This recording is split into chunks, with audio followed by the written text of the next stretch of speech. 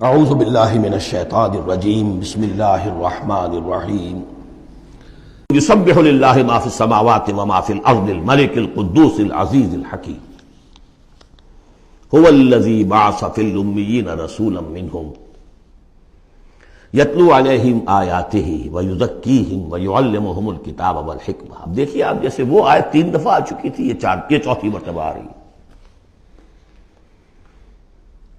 وہ بنیادی طریقہ کار کیا تھا؟ قرآن کی تلاوت۔ قرآن اس مقناطیس کے مانند تھا کہ جس کے اندر جس کی روح بیدار ہے اس کو کھینچ لے گا۔ یہ ہے آپ کا آلہ دعوت۔ اب آپ کے پاس وہ آ گئے جو سلیم الفطرت، کسی درجے میں سلام، جن کی زیادہ سلیم الفطرت اور زیادہ جو ہے وہ فوراً آ گئے۔ کچھ کو تھوڑا سا وقت لگا، پھر کچھ اور وقت لگا، کچھ اور وقت لگا، تو 12 برس میں مکے کی جو ہے وہ ہانڈی کے اندر پوری طرح بلو کر نکال دیا گیا۔ اور جو نکالا پھر ان کی تربیت، ان کی تعلیم اسی کتاب سے، حکمت قرآن پر بیس کر رہا ہے سارا پروسیس۔ تربیت بھی قرآن سے، تزکیہ بھی قرآن سے، دعوت بھی قرآن سے، تذکیر بھی قرآن سے، تبشیر بھی قرآن سے، انذار بھی قرآن سے۔ تذکیر، انذار، تبشیر، اس سے دعوت ہو گئی، اور شفاء لما فی الصدور، دل کے اندر کے جو روگ ہے ان کا علاج۔ یہ دل کا روگ ہے کیا؟ دنیا کی محبت، اللہ خیر صلی اللہ، مال کی محبت، اولاد کی محبت، سب کیا ہے؟ ہاتھی کے پاؤں میں سب کے پاؤں دنیا کی محبت۔ یہ قرآن نکال دیتا ہے۔ هو الذی بعث فی الامیین رسولا منہم، وہی ہے جس نے بھیجا، اٹھایا امیین میں سے ایک رسول، انہی میں سے۔ یتلو علیہم آیاتہ، ان کو پڑھ کر سناتا ہے اللہ کی آیات، یہ وہ مقناطیس۔ وَيُزَكِّيهِمْ وَيُعَلِّمُهُمُ الْكِتَابَ، وہ تزکیہ کر رہا ہے۔ تلاوت آیات کے ذریعے سے غلط نظریات ختم ہوئے، غلط نظریات ختم ہوئے۔ ان غلط نظریات پر جن ہمارے اعمال کی بنیاد تھی، ہر عمل کے پیچھے کوئی نظریہ ہے، کوئی ویلیو ہے جو آپ کے ذہن میں ہے، جس کے تحت آپ کوئی بھاگ دوڑ کر رہے ہیں، کو عمل کر رہے ہیں۔ وہ ویلیو غلط ہے تو عمل غلط ہوگا، ویلیو صحیح عمل صحیح ہوگا۔ قرآن نے ویلیو آپ کی صحیح کر دی، تو گویا کہ اب یہ برے اعمال، بری عادات، یہ جیسے پت جھڑ میں پتے جھڑ جاتے ہیں، خود ہی جھڑ جائیں گے، کیسے رہیں گے؟ اندر سے تو غذا ہی نہیں مل رہی، اندر تو جڑ ختم ہو گئی ان کی۔ یہ ہے تزکیہ۔ اور پھر تعلیم کتاب و حکمت، اب انہیں سکھاؤ، احکام دو، اور بڑی گہری بصیرت والی باتیں بھی سکھاؤ۔ وہ سب کے لیے نہیں ہے۔ اس کو وہ کہتے ہیں، جیسے کہ ہمارے ہاں عربی مدارس میں بھی اب ہے شعبہ تخصص، فارغ التحصیل تو تم ہو گئے، اب تخصص کرو۔ یہ اصل میں تعلیم حکمت جو ہے، یہ محمد رسول اللہ کی تعلیم کا اور تربیت کا شعبہ تخصص ہے، یہ سب کے بس کا روگ نہیں۔ وَمَن يُؤْتَ الْحِكْمَةَ فَقَدْ أُوتِيَ خَيْرًا كَثِيرًا يُؤْتِي الْحِكْمَةَ مَن يَشَاءُ وَمَن يُؤْتَ الْحِكْمَةَ فَقَدْ أُوتِيَ خَيْرًا كَثِيرًا۔ یہ اللہ تعالیٰ کسی کسی کو صلاحیت دیتا ہے۔ وَإِن كَانُوا مِن قَبْلُ لَفِي ضَلَالٍ مُبِينٍ، اور یقیناً اس سے پہلے تو وہ کھلی گمراہی میں تھے۔ وَآخَرِينَ مِنْهُمْ، اور محمد کو بھیجا ہے اللہ نے صرف امیین کے لیے نہیں، اوروں کے لیے بھی جو ہے تو انہی میں سے پوٹینشلی، لَمَّا يَلْحَقُوا بِهِمْ، ابھی ان میں شامل نہیں ہوئے۔ حضور سے ان کے بارے میں پوچھا گیا، حضور نے مجلس میں بیٹھے ہوئے تھے، سلمان فارسی ان کے کندھے پر ہاتھ رکھا، فرمایا حکمت اگر سریا پر بھی ہوگی تو اس کی قوم کا کوئی شخص اسے لے آئے گا۔ اور کم سے کم یہ کہ تمام جو حنفی مسلمان علماء وہ سمجھتے ہیں کہ اس حضور کی حدیث کا مصداق امام ابو حنیفہ ہے رحمۃ اللہ علیہ۔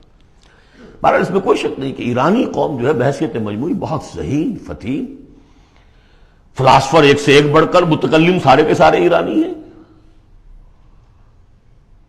یہ ساری چیزیں ان کے ہاں فلسفہ، منطق، دو چیزیں کی گھٹی میں۔ 3 مراکز رہے ہیں دنیا میں فلسفہ اور منطق کے، ہندوستان، ایران، یونان، 3 ہے۔ نمبر 2 پہ جرمنی آ جائے گا، اس لیے کہ وہ بھی ایرینز ہیں۔ یہ ایرینز ہیں، یہ حام کی نسل ہے میری تحقیق کے مطابق۔ اللہ تعالیٰ نے سام کی نسل کو چن لیا نبوت کے لیے، حام کی نسل کو چن لیا حکمت کے لیے۔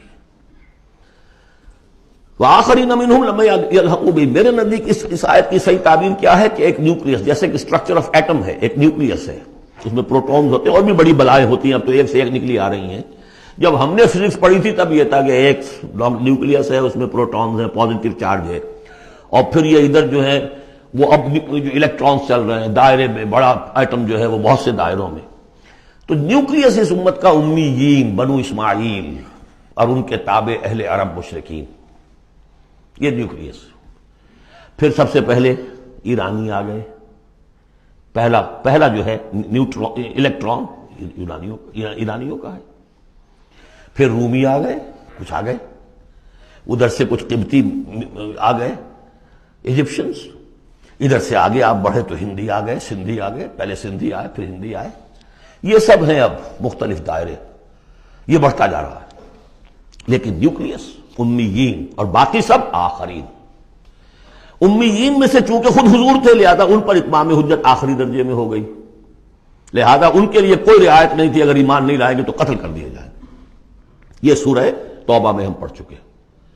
آخرین کے لیے رعایت یہ ہے کہ چاہیں تو اسلام لائیں چاہیں تو نہ لائیں، یہودی رہیں، عیسائی رہیں، کوئی رہیں، مجوسی رہیں، ہندو رہیں، سکھ رہیں، پارسی رہیں، جو چاہیں رہیں، لیکن نظام اسلام کا ہوگا، غلبہ اللہ کا ہوگا، دین ہم قائم کریں گے، تم رہو اپنے طور پر جو ہندو رہو، جو چاہو رہو۔ وآخرین منہم لما یلحقوا بہم وہو العزیز الحکیم، اور وہ عزیز ہے اور حکیم ہے۔ ذالک فضل اللہ یؤتیہ من یشاء، یہ اللہ کا فضل ہے، وہ دیتا ہے جسے چاہتا ہے، اللہ کا فضل ہے۔ اس فضل کے بڑے درجے ہیں۔ سورہ بنی اسرائیل میں آیت پڑھی، ان فضلہ کان علیک کبیرا، حضور سے خطاب ہے، سب سے بڑا فضل، سب سے بڑا فضل، سب سے بڑا فضل اس پوری کائنات میں محمد رسول اللہ پر ہوا۔ اگرچہ ان کا فضل کس طور سے ہوا ہے وہ آپ دیکھ لیجئے، ماریں پڑی ہیں، پتھراؤ ہوا ہے، خون کے دھارے چھوٹے ہیں۔ اللہ کا فضل جو ہے دنیا میں وہ ناز و نام نہیں ہے، عیش نہیں ہے، آرام نہیں ہے۔ جس میں سب سے بڑا فضل تھا اسے یتیم پیدا کیا، پوسٹیومس پیدا بھی ہوا باپ کے فوت ہونے کے بعد، بالکل مفلس قلاش۔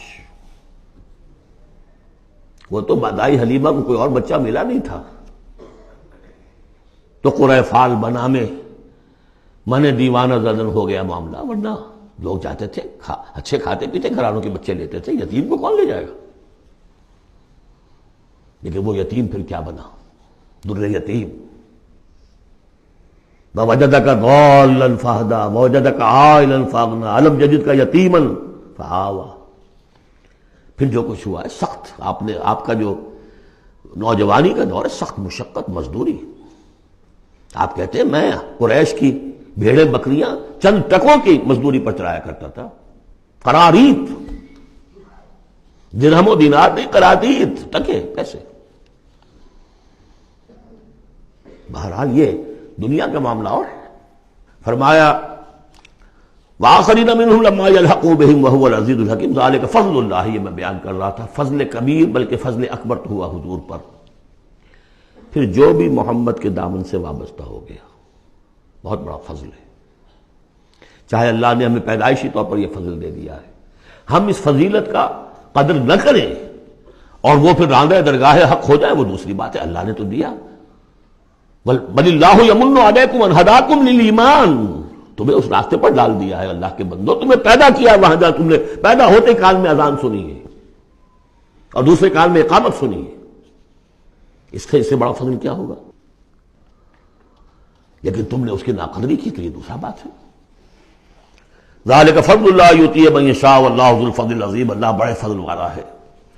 لیکن یہ کہ اب یہ جو پروسیس تھا، جو محمد رسول اللہ کا اعلی انقلاب تھا، قرآن، اب محمد تو جا رہے ہیں صلی اللہ علیہ وسلم، یہ پروسیس آگے کون جاری رکھے گا؟ نبی تو کوئی آ رہا نہیں۔ لہذا حضور نے کہا خطبہ حجۃ الوداع میں، قد ترکت فیکم ما ان تمسکتم بہ او اعتصمتم بہ لن تضلوا ابدا کتاب اللہ، میں چھوڑ کر جا رہا ہوں، یہ محمد کے قائم مقام ہے یہ قرآن، یہ عصائے موسیٰ سے 100 گنا بڑا معجزہ ہے۔ عصائے موسیٰ صرف موسیٰ کے ہاتھ میں تھا تو معجزہ تھا، بعد میں تو وہ لٹھیا کی لٹھیا ہے، اور کیا ہے، پڑا ہوگا کسی ٹرنک کے اندر، شاید ہو اب بھی، جیسے کہ کہتے ہیں یہودی ہے لاٹھی ہے، اب وہ سانپ تو نہیں بنے گا کسی کے لیے۔ یہ معجزہ ہے جو ہر ایک کے ہاتھ میں آ سکتا ہے۔ بشرطے کہ اس کا حق پہچانے، اس کا حق ادا کرے، اس کی قدر و قیمت کو جانے۔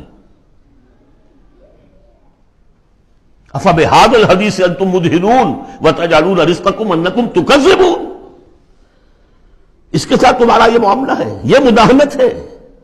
دنیا بھر کی زبانیں سیکھ لو، دنیا بھر کے علوم سیکھ لو، اتنی عربی نہیں کہ قرآن مجید کو براہ راست سمجھ سکو۔ اور اگر یہ قرآن تمہیں پوزیس کر لے گا تو خدا کی قسم کھا کر کہتا ہوں کہ کسی اور کام میں دل نہیں لگے گا آپ کا۔ یہ کیا کام ہے؟ گھس گھس گھس گھس گھس کر کے تنخواہ ہو گئی 30,000 40,000 50,000 تنخواہ لے کے آ گئے، بس یہی ہے۔ Were you created for that؟ ابراہیم بن ادم کا آپ نے سنا ہوگا نام، بادشاہ تھے کسی علاقے کے، شکار پر گئے ہوئے تھے تو وہاں کہیں آواز انہیں سنائی دی، کسی فرشتے کی تھی یا یہ کہ خود ان کے اپنے دل کی آواز تھی، یا ابراہیم لہذا خلقت ام لہذا امرت، اے ابراہیم سوچو کیا اس کام کے لیے تمہیں پیدا کیا گیا تھا؟ کیا تم اس کام کے لیے پیدا کیے گئے تھے اور تمہیں اس کام کا حکم ہوا تھا شکار کرو جا کر؟ بس وہی سے کایا پلٹ ہوئی۔ تو سوچنے کی بات ہے۔ صدق اللہ العظیم۔